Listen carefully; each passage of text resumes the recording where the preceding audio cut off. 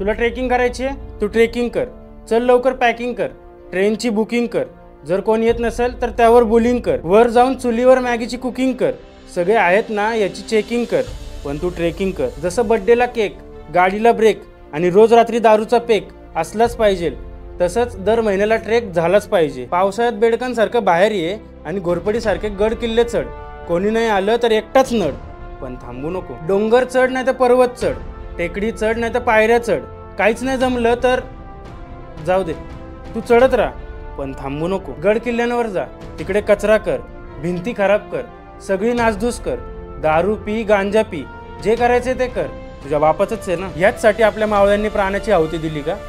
तू असं वागावं म्हणून त्यांनी हे गड किल्ले जिंकले का? तुला काय फरक पडतोय? तू गर्लफ्रेंडला घेऊन जा आणि तिकडे जाऊन चुम्माचाटी कर, लाच तर अशी पण विकून खाल्लीच आहेस, शेण खायला कुठं मागं पुढं बघतो। तिकडे जाऊन कचरा कर, सरकार आहेच साफ करायला, सॉरी साफ करताना फोटो काढायला, तू नालायकपणा करत राहा पण थांबू नको।